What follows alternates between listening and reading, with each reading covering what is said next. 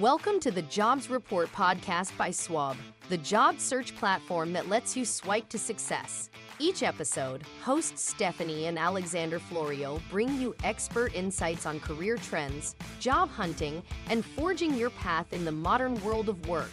Your career success starts here, so let's dive in. Hey everyone, and welcome back to the Jobs Report podcast brought to you by Swob. I'm your host Alexander, and very excited today. We have a great guest on. We have Lukey Denikkiariantu. So hello, Lukey. Lukey is the soft skills guy, a career coach who found his purpose helping others find theirs, a former management consultant with Deloitte, undergrad campus recruitment lead, and the current head of recruiting and talent development at PureFacts Financial Solutions. He is the author of Swob, Stuff I Wish I Knew Earlier, How to Unlock Your Career Potential, and host of a podcast of the same name. Lukey is an educator as well and mentor for various youth, entrepreneurship, and newcomer organizations around the Greater Toronto Area. He is also a dad and a lifelong earner, and be sure to connect with him on LinkedIn as well. Well, Lukey, thank you for joining us. It's great to have you. Well, thanks so much for hosting me, Alex. I appreciate the opportunity. Amazing. And I know based on your background as an educator and mentor with youth, I know a lot of our listeners are going to find a lot of value in what you have to say. And I just want to jump right into some of the questions that I have for you. And so one of the first things I want to talk about is finding purpose. So many young professionals and students struggle to identify their career path. So my question for you is, what advice do you have for someone who feels lost or unsure about their professional purpose? Well, I'd probably start with helping them understand what purpose is. So dictionary definition or whatever, purpose is generally the reason for which something exists. So is that what you're actually asking for? Because some people mix in I'm following my passion, following my purpose and stuff. So if it's why were you born, why do you exist in the world, that sort of thing, if we're getting to that, then a couple of thoughts come to mind. Is first of all, do people believe that you have one purpose? Because oftentimes there's there's this thing that once I find it, I'll be enamored by it and I'll go after it and it'll feel like I'm in a state of flow and I'll keep doing it, right? Whereas a lot of folks that I've talked to, well, they've actually shifted their purpose a little bit and it's kind of adjusted. We were chatting a little bit before about you having kids, right? That changes your purpose quite significantly, right? So it's one where, first of all, is there even one so-called purpose? So finding your purpose may not be the right goal. It may be, what are you doing? And then the other part is what does it even mean to be lost? So when you say I feel lost and I don't have a purpose, what does that mean? You know where you are, physically, geographically. That's not what people really feel. Oftentimes what it is, because previously their life was kind of sculpted for them, right? Mom and dad told you what to do. You have to follow this path. A lot of folks doctor, lawyer, accountant, engineer, whatever those things are. And you get a university degree, and now what? So it's not that you're lost or you don't have purpose. It's you don't have people telling you what to do is really what it is. So the key part I would say for both those answers is figuring out what do you want, and not talking about what mom and dad wants for you, not what your family, your culture, your society, or what the world wants for you. Going back and saying, what do you want? And a lot of folks actually have trouble defining that, because when they actually think about it, it's oh, I went to this school, this program to do this. And I asked them, well, is that what you want? And they're like, I think so. Or maybe, I'm not sure. So it's really getting intentional about that and taking that time to say, okay, what is it that you want? And understanding that if you don't know, that's okay. But at least have some sort of direction, and ideally take some time to explore and do that. So if those students actually have a couple of years left, take the time to explore. But if you've graduated and you're not sure, do you have the means to do, let's say, a gap year? Do you have some job that you can find and say that's close enough, and then see how you can make the most out of that? Or what is that path? So again, long answer to a short question, but it's one where being more intentional and purposeful about what purpose, what loss, what these key things in, and at the end of the day, look inward in terms of finding out what you want, I think would be a key starting point. Right? And if you can't find that for yourself, then get help from a coach, myself, or a mentor like Alex to help you along the journey. If it were up to my family, I'd be a doctor or a lawyer right now. I wouldn't be doing this. It's a great point. I think a lot of students and a lot of young people are struggling professionally, like I said, kind of to find that purpose, to find what they want to do, maybe what they're passionate about. And it's something where I think a lot of people and a lot of young people will look at professionals and think, it's just kind of a straight path. But that's often not the case. And I think majority of the time it's not the case. I took a half a semester off in university to kind of figure out what I wanted to do next. I mean, I could tell you when I was in university, I never thought I'd be doing what I was doing now. For a long time, I thought I wanted to be a teacher, and then things changed. So I think, like you said, you have to kind of go out there, try different things. And I think that's that's great advice, because especially for young people, that's the time to do it. You can't really do it when you're, I mean, you certainly can, but it's harder to do that as you get older. And so when you're younger, trying to find what you're passionate about, what you want to do, it just seems like that's the time to do it. So I think that's a great point that you make. And I'd love to separate like the passion part from the purpose part, because those two, people often say, well, just do what you love doing and going through that. And that's often actually not very good advice. Well, it's often not really, realistic either. It's, right. It's, like, sure, if you can find something that you're passionate about and you can turn that into a career or something, then all the power to you. But you're right, it's not always realistic. But it's not even about the realistic part. I often find that when you're quote unquote passionate about something and you do it and then it turns into a job, then the fun gets sucked out of it. When your hobby, your life, the thing that you really enjoy becomes like the expectation, I have to put food on the table and do that, it sometimes changes things. So you often want to be careful about that. For some people it works, for other people sometimes it doesn't. So just be mindful of that. Yeah, that's a great point. I don't think a lot of people also think about that either. Not to get too sidetracked, but I'm very passionate about sports. I love hockey. And for example, when I was in college, my dream was to work in sports. I wanted to find a job in hockey. And one thing I noticed was the big group that owns the major sports teams in Toronto, a lot of people were leaving them. There was high turnover. And I thought, how is that the case? And one of my professors actually mentioned to me, he goes, people want to get a job there because they sports, they think they're going to love it, and they realize it's just a working machine and it's not at all what their expectations are. And so that was kind of, my first, I guess, eye-opening moment where I thought, that's a good point. I hadn't really thought about that. I was so zoned in and focused on trying to start there that I didn't even think about the fact that maybe people don't actually enjoy it. Those are all great points, so thank you for that. And I want to jump into my second question and my second topic, which building confidence. Confidence obviously plays a huge role in career success. And so my question for you now is, what are some practical strategies young professionals can use to build confidence in their skills and career choices? For me, again, it's breaking down to what does confidence even mean? So a lot of folks, they think confidence is I'll come in and I'll have no fear, I'll be able to do this and get it done. But the reality is that confident people, they're scared, they're nervous, they have those emotions. So it's about being able to do it even if you're scared, even if you have a little bit of worry in that. So for me, I like to define confidence is as the belief in yourself that you can figure it out. So that to me is different than like you're being fearless, you're courageous, you're whatever, and I know what I'm doing, right?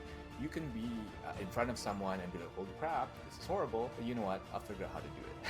I'll figure out how to make this work. So one, as they think about confidence, whatever you're doing, so if you're going to be like a sports announcer, if you're going to be a career coach, you're going to be a consultant, a doctor, lawyer, accountant, how do you be more confident in it? Usually you do more of the thing. And the challenge with the school system is you academically know how to do it, but what about actually do it? So as much as you can go out, do things like internships, find a tool like Swob to find you something, and basically do whatever it is that you want to do, even part-time, even volunteer, even like a side project on your own, as close as you can get to it, that helps with your confidence. There's an expression, competence breeds confidence. The analogy that I use is like, how confident are you in being able to pick up a cup of water and drink it?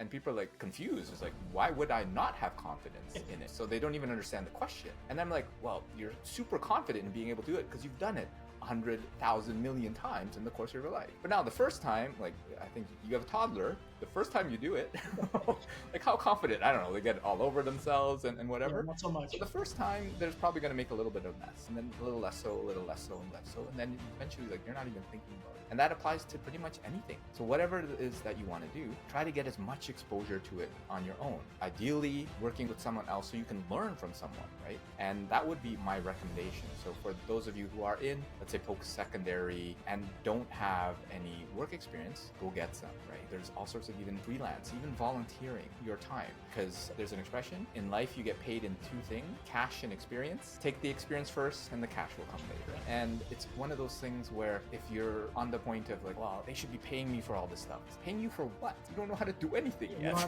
So why would I pay for the privilege of you potentially messing it up? You should be paying me to do that, right? So this is one where it's changing the mentality and having that learner's and beginner's mind to be able to try it, screw up probably, hopefully not too much, and then do it again and do it again. And then when you do that, then the confidence kind of ensues.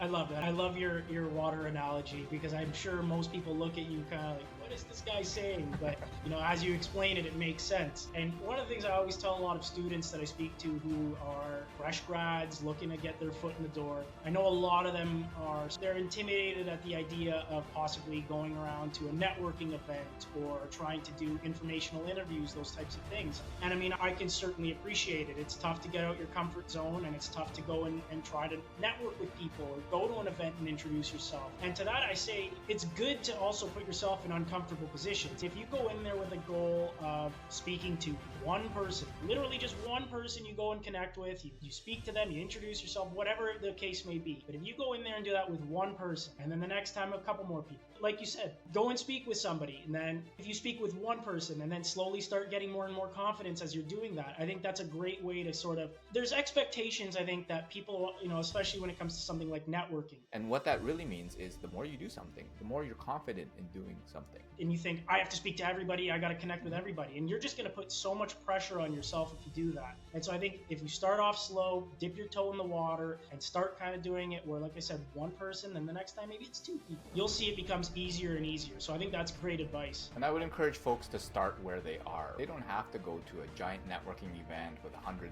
people and have a conversation. What you can do is just try to have a conversation with the barista serving your coffee. Yeah. And start simple right there. Instead of saying, hi, how was your day? How are things? And then try to have a conversation. Now build that up to talking to the senior manager or director or whatever company. Then you'll find that, okay, that competence is growing up because now you know how to do things. Oh, I love that. And one of the things like we even kind of brought up earlier was, we kind of mentioned it quickly, was I think people often look at professionals or people in the business world, whatever it might be, and just think that their career path was a straight line. They kind of got into it, everything was smooth, and it was all rainbows and unicorns. But I mean, again, that's always most often not the case. And so the next thing I want to talk about is overcoming setbacks. And I think this is a really big thing, because I think oftentimes, again, like I said, a lot of younger people will look at professionals and think that everything was smooth, not realizing that those professionals were also at one point in that student's position, trying to get their foot in the door and trying to do the same things that they were doing. So my question for you now is, obviously career journeys rarely go smoothly. How can young professionals bounce back from rejection or setbacks without losing that motivation? A couple parts of that which I'd love to break down is even using the word like rejection. The question is, so if someone doesn't respond to your application, did they actually reject you, or did they just not apply to your application? Oftentimes the words that we use can be super important, because you can treat it as rejection. Oh my gosh, I'm a horrible person, I'm not good enough, and all that sort of stuff. And that's how you brand yourself. If that's how you label things, that's challenging. It's horrible in some respect. But if you just say, oh, they didn't respond, or oh, they said no, it's like, okay, then that makes it much more easier to get back. So that's part of it. Like even the way that you phrase it, where like, stop even calling it rejection. Just call it, oh, they aligned you to a slightly different path. So instead of where you wanted to go, they want you to go this way a little bit. Okay, let me try to find a different way. So that can help greatly if you actually watch the way that you label things, the way you label yourself as well. And when we talk about motivation, there's a lot of research out there and I can geek out about it. But the way that I would simplify it is oftentimes motivation is either internal or external. So when we talk about external, if you want to maintain your external motivation, oftentimes having an accountability partner. In school, you might have had a study buddy, but what about a job search buddy or a career buddy or something like that that can help you? Hey, you know what? We're going to this networking event and we're going to meet at least 5 people. And if I don't meet 5 people, then drinks on me. Make it a little fun. And when you have that accountability, then oftentimes we can get competitive and they want to do things more. And if we talk about those from an internal motivation, it's really understanding why. So there's an exercise called the 5 whys, where whatever you want to do, you ask yourself, why is that important to you? And then for the answer, you keep on going, why is that important to you? So if you say, okay, you have to network with 5 people at this event. Well, why is that important to you? It'll set me up for success so that I can land another opportunity and start my career off. Then why is starting your career off important to you? Oh, well, because then I can actually start showcasing people like my potential and I'll be able to learn. Why is that important to you? And then if you can do that 5 times, oftentimes that is your core why. Now, most people get stuck around the 3 or 4 or they start repeating themselves. But when you can do those things, those 2 things, where you have external and internal motivation, then these setbacks, quote unquote, these people directing you to different paths, then they're much more easy to navigate. So hopefully that gives some useful advice. I mean, I think so. I think for those who obviously, those who don't know, my sister, who's also my co-founder, I would say we're accountability buddies, where it's if I didn't have her, and I think vice versa, if she didn't have me, I don't know what my day-to-day would look like or how often things would get done as, maybe as quickly as they do. It's good to have that accountability, and I think it's really important to have accountability, because if you don't have the accountability, then there's really no need, or you might just never find that motivation to actually go and get started, or go, like you said, to those events and speak with 5 people. And I think if you have somebody who's going to hold you accountable, and you also have somebody who you're going to hold accountable, like you said, you maybe kind of have a little internal competition, like whoever speaks to more, loser has to buy drinks, like type of thing, like you said. I think that's really important, and I think accountability is a really, really big thing that maybe a lot of young people don't really think about, and they maybe don't hold themselves accountable because maybe there is that sort of insecurity to get started. But I think accountability is a big thing, and if you're able to hold yourself accountable, then I just think that it's going to motivate you then to try and do better. Talking about networking events as an example, if you speak to one person, one event, and then you want to hold yourself accountable, you want to speak to some 3, let's just say the next one, I think that's going to give you more of that motivation, more of that drive to do so. So I think that's great advice. And so I think for the next point that I want to talk about is creating alignment. And so I'm just going to jump into the question here. So how many young professionals align their personal values with their career goals to create a more fulfilling and purpose-driven career? Yeah, and you probably find the trend of my answers, but it's really understanding what are your values to begin with. Because people spout out these things. I want growth. I want to be challenged. I want all these things. What does that even mean? What does growth mean? What does being challenged mean for you? Because I want to help people. I want to do this and that, right? Getting really focused on what that is can help. Because if you don't even know what you're aligning to, then it's really hard to find that. And some people be like, when I find it, I'll know it. It's like, well, probably not. Because if you don't know what you're looking for, you probably won't even find it, even if it's right in front of your face. Exactly. And then going back to like the fulfilling and purpose-driven career, like you have to define, what does fulfilling mean? Like, what fulfills you? Because I would challenge a lot of folks who are listening, do you actually know what fulfills you?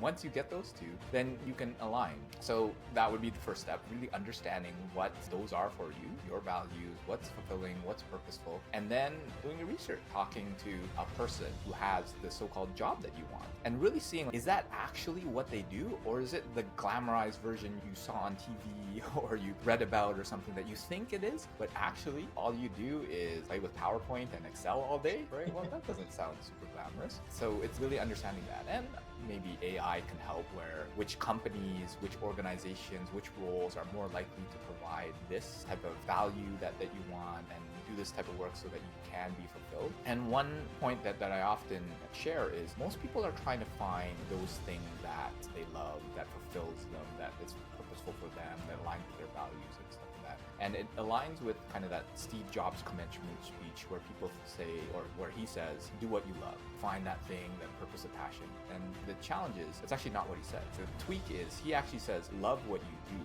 not do what you love, which is a small switch, but a very important one. Because in everything that you do, chances are you can find something that is fulfilling with what you do, that does align with your personal values. So if you can do that, then whatever you do will always align with your personal values and will also be fulfilling. Now, some jobs make it easier than others to align. So you still want to look for that, because you can't just turn everything into something purposeful and fulfilling. But the more that you can align around it and then find it and then see where that happens in higher concentration, the more likely that you are to achieve it. I think that's great advice. And, I never even thought about AI and leveraging AI to kind of think about, purpose-driven and, how that help you align your values kind of with the type of career or type of role. And, even you mentioned just like speaking to somebody who has maybe the quote-unquote job that you want. I think that's also great too, because, I can tell you for myself personally, when I graduated, I spent a lot of time doing that and trying to meet with professionals in the industry that I wanted to be in, and roles that I thought were interesting and appealing and something that I eventually would aspire to. And it was interesting to kind of get the different perspectives and hear what different professionals had to say about their role, and maybe the things that they liked, the things they disliked, and how maybe that role aligned with their values, and if that role was sort of what they had expected going into it. And it was, for me, a lot of it was eye-opening, and a lot of it was, completely different than what I had expected. And so I think that's great points, and especially, the Steve Jobs line. I think a lot of people would look at that and think it's do what you love, but you're right. I think once you kind of look at it and understand what he actually means, it's very different. It's a small tweak, but the difference is so big. I think that's great advice. I really do. And so now, just to jump into the last point that I have here. So this is a big one. I think this is something where a lot of young professionals, a lot of students struggle with this. And, we even spoke about this prior to recording, about how you posted an internship role and received tons of applications. But this comes down to standing out, which is very difficult to do nowadays. So my question for you is, in today's competitive job market, what are some key ways young professionals can stand out to a potential employer while staying true to themselves? Yeah, again, loaded question, but I break it down a little bit to say, okay, the last part first, like, what does being true to yourself actually mean? Like, who are you? What are you so worried about not being true to yourself as well? So for me, because I previously identified as an introvert, someone who's shy, someone who doesn't talk a lot, and all that sort of stuff.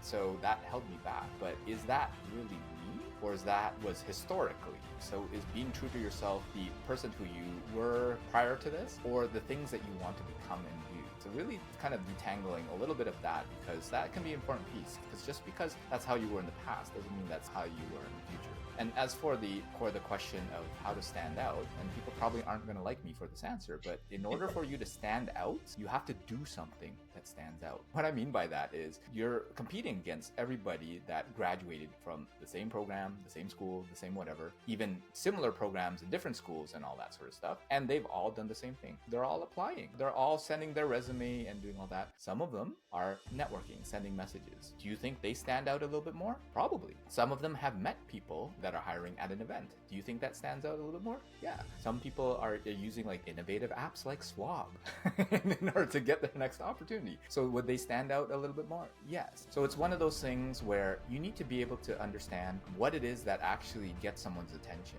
Because as a recruiter, again, I had a couple hundred applications that came through. But the other part is then also get tens, if not 100 LinkedIn requests saying, oh, I saw your profile and blah, blah, blah, blah. Now, to them, it seems like they're standing out. But to me, it's spam.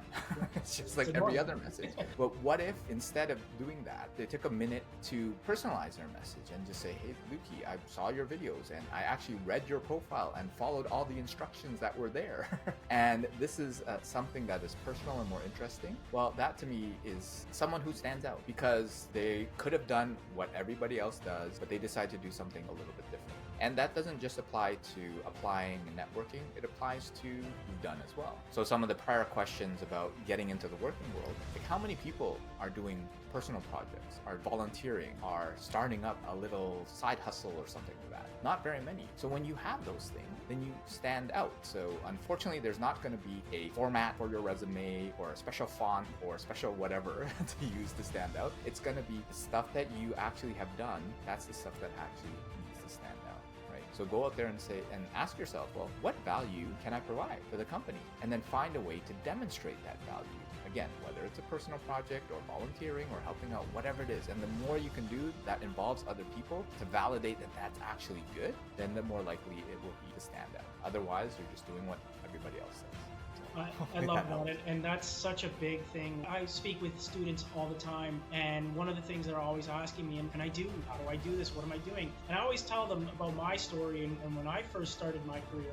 When I graduated, I spent tons of time immediately trying to network with as many people as possible, doing all of the things, quote unquote, to make myself stand out and be different from what everyone else was doing. And it was crazy to me. So, fortunately for me, when I started this process, or when I had started that process, I was able to land an internship pretty quickly, which then led to full-time career or full-time employment. And it took a lot of time. And I always tell people, looking for a job is a full-time job. For me, it was every day, Monday through Friday, 9 to 5, doing all of these things to try and stand out. One of the things that I'm always hearing now is I'm applying to jobs all day and nothing's happening, nothing's moving, I'm not getting calls back, no one is responding to my emails. Yeah, sure, you might get lucky sitting on a job board and applying to jobs all day long. That could certainly help, or that can certainly lead to something, but it's going to be that much more difficult. And so it's what you do to make yourself different, because like you said, you're competing with your classmates, you're competing with the people that were in your program, you're competing with so many people. If you think you're the only one who's applying to that job, chances are there's tons of other people applying to that same role as well. And so it's, what are you doing to make yourself different? Because if you're just sitting there and applying, sending out your resume, like you said, there's no fancy formatted resume that will land you that job or that will make you stand out. That's not what's going to do it. I think it's so important that people really understand there are things you need to do to make yourself different. And one thing I always tell students right now as well is leverage platforms like LinkedIn. LinkedIn is a great platform. You need to be leveraging it, but you need to be leveraging it properly. And so like you said, the example you gave where you posted a role and you immediately had people connecting with you, reaching out, asking about that role. To me, that's a big red flag. I don't think that's the way to do it. You can't be reaching out to somebody who, frankly, you don't know. They don't know you, and you're automatically asking them for a job, or you're asking them for help getting their foot in the door. And it's, well, why would that person help you if you haven't made the time to understand who they are, or try to connect with them on a more personal level, or try to learn what they've done, what they're saying, learn about, look at your profile. And so I think that for me that's automatic spam. That's a big red flag, because again, you might think you're doing something different, but you are doing the same thing as well. That's not being different anymore. Maybe that worked 10 years ago when I had graduated and was starting to look for a career, but even then that wasn't the case. I would hear that from people all the time, like, why would I help you? I don't know who you are. I owe you nothing. When you start to build that connection, when you start to build that, nurture that relationship, that person might be willing to help you out a little bit more, might be willing to kind of keep their eye out for anything that they see. But if you're doing that where you're just reaching out saying, hey, I saw you posted a job, can I come in for an interview, or whatever it is, like that actually might be hurting you. So I think that's really important advice. I think it's really important that you need to do things that are going to make you look, or are going to separate you from everyone else. Because if you're doing the bare minimum, well, you should expect the bare minimum. And I think there was a reason why when I had graduated, like I had mentioned, I was fortunate to find my first role fairly quickly. I definitely put in some time. I definitely spent a lot of time at it. But I would hear from fellow classmates 6 months later, 8 months later, even some people a year later saying, I haven't found anything. What am I doing wrong? And I would ask them, well, what are you doing? And, oh, well, I'm applying to jobs all day. And it's like, did you ever think maybe that's not enough? So I think that's really good advice. And especially for a lot of our listeners being a younger audience, I think they're really going to resonate with that. And it's a very similar message that I'm always trying to relay to our listeners and users, that if you're not doing things to make yourself stand out and make yourself get a little uncomfortable, but put yourself in the position where you are standing out in a positive way, it's just going to be that much more difficult to come by. And so you have to make yourself uncomfortable. You got to step out your comfort zone. And again, no one's saying you have to be, and especially for, like you said, you're an introvert. Lots of people are introverted, and I get it. It's tough to get out there. But if you have that personality where you think just sitting behind a screen all day and applying to jobs is going to be the magic to your success, it's just very rarely the case. I certainly appreciate that advice. I know our listeners will. And that was all I had for you today, Lukey. I really appreciate you joining the podcast today. And just for our listeners, for anyone who wants to connect with you or learn more about what you're doing, where can they find you? How can they connect with you? Yeah, you can find me on LinkedIn for sure. Please make sure to connect. I mean, there's not too many Lukeys and definitely not a lot of Denikkiariantus out there, so I should be pretty easy to find. And hopefully Alex puts some of my contact information in the show notes and stuff like that. But connect with me on LinkedIn.